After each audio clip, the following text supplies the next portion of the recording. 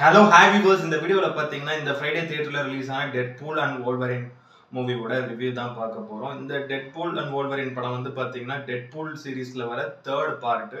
First part 2016 release ஆயிருந்தது, second part 2018 release ஆயிருந்தது. இது தேர்ட் பார்ட். மெயினாக இந்த பார்ட் நீங்கள் பார்க்குறதா இருந்தால் அந்த ஃபர்ஸ்ட் ரெண்டு பார்ட் பார்த்துட்டு வந்தீங்கன்னா உள்ள புரியும். ஏன்னா நிறைய கேரக்டர்ஸ் அந்த ஃபர்ஸ்ட் ரெண்டு பார்ட்டில் வந்த கேரக்டர்ஸ் தான் இது உள்ளே வராங்க. மெயினாக அதில் அடிஷ்னலாக பார்த்தீங்கன்னா வால்வரேனும் வராரு. அவர் அந்த எக்ஸ்மேன் படங்களில் நடிச்சிருப்பாரு. அதுவும் மார்வல் காமிக்ஸில் வர படம் தான். ஸோ அதுலேருந்து வராரு இவர். மெயினாக இந்த படத்தோட கதை என்னன்றது வந்து பார்த்தீங்கன்னா டெட்பூல் அவருக்கு வந்து பார்த்தீங்கன்னா இந்த அவெஞ்சர்ஸ் மாதிரி பெரிய சூப்பர் ஹீரோவாக ஆகணும், மெயினாக அவெஞ்சர்ஸ் கேங்குள்ளே போய் சேரணும் அப்படின்றது இவருக்கு ஒரு ஆசை.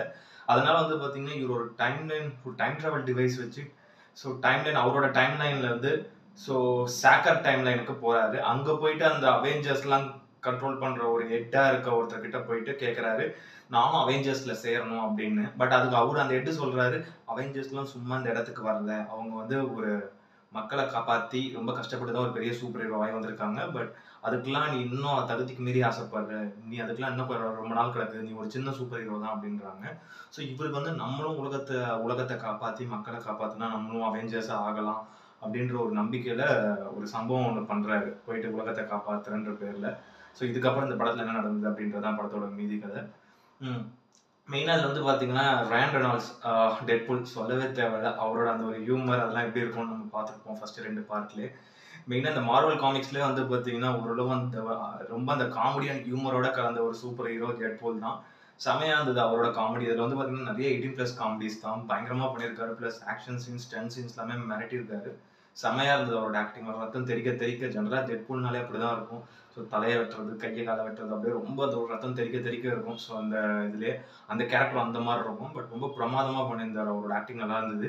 இன்னொன்று தமிழ் டப்பிங்கில் பார்த்ததுனால நிறைய இந்த தமிழ் டப்பிங்கில் வந்து டைலாக்ஸ்லாம் ரொம்ப கெட்ட கெட்ட வார்த்தையாக ராவாக போட்டிருக்காங்க. நீங்கள் ஃப்ரெண்ட்ஸோட போய் பார்த்தீங்கன்னா ஃபன் பண்ணலாம், அந்த மாதிரி இருக்கும் டெட்பூல் கேரக்டரு.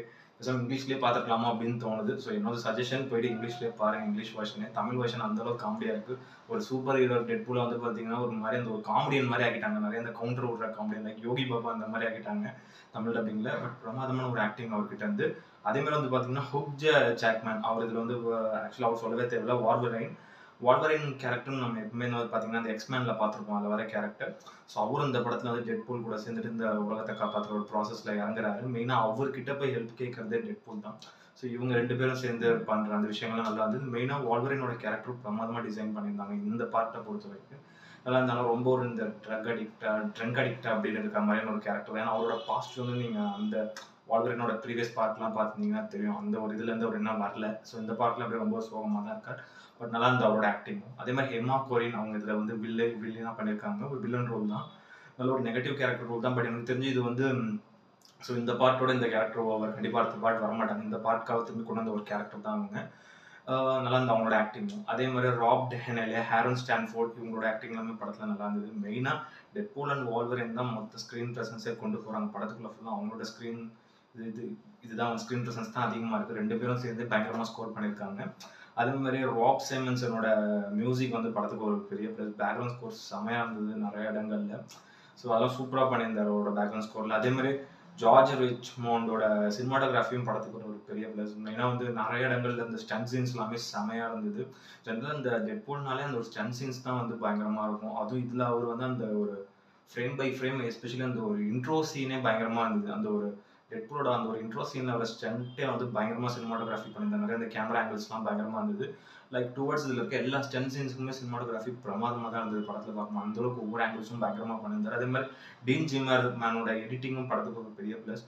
ஒரு 2 மணி நேரம் 10 நிமிஷத்துக்குள்ள நீட்டாக கிறிஸ் பண்ணியிருந்தா கட் பண்ணியிருக்காரு. ஜென்ரலாக இவங்க இந்த மார்வல் சீரீஸில் இந்த டெட்பூல் படம் எல்லாமே இந்த டியூரேஷனாக தான் வரும். சேம் அதே மாதிரி டியூரேஷன் தான் கொண்டு வந்திருக்காங்க. இன்னும் ஒன்றுங்க, என் கிரெடிட் சீன் ரொம்ப நேரம் போட்டு அப்புறம் இந்த என் கிரெடிட்ஸ் போட்டுட்டு அதுக்கு ரொம்ப நேரம் கழிச்சு போய் என் கிரெடிட் சீன் வருது. எப்பவுமே மார்வல் மூவிஸ்னாலே அந்த ஒரு என் கிரெடிட் சீன் வரும். எல்லாரும் அந்த பேரை போட்டுட்டு பொறுமையாக அந்த என் கிரெடிட் சீன் ஒரு 30 செகண்ட்ஸில் ஒரு நிமிஷம் அப்படின்னு வரும். அதுக்காக எல்லாம் உட்காந்து ஃபுல் என் கிரெடிட்டும் நம்ம பார்த்துட்டு அதுக்கப்புறம் அதை பார்க்குற மாதிரி இருக்கும். மறக்காமல் அதையும் பார்த்துருங்க. மெயினாக ஷான் லாவி அவர் தான் இந்த படத்தை டைரக்ட் பண்ணியிருக்காரு.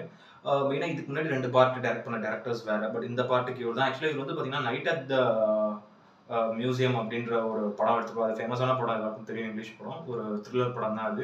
அந்த படம் ஒரு 3 பார்ட்டாக வந்திருந்தது.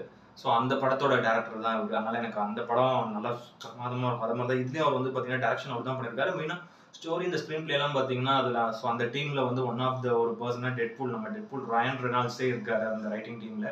ஸோ இவர் வந்து ஷான் லேவே வந்து டைரக்ட் பண்ணியிருக்காரு.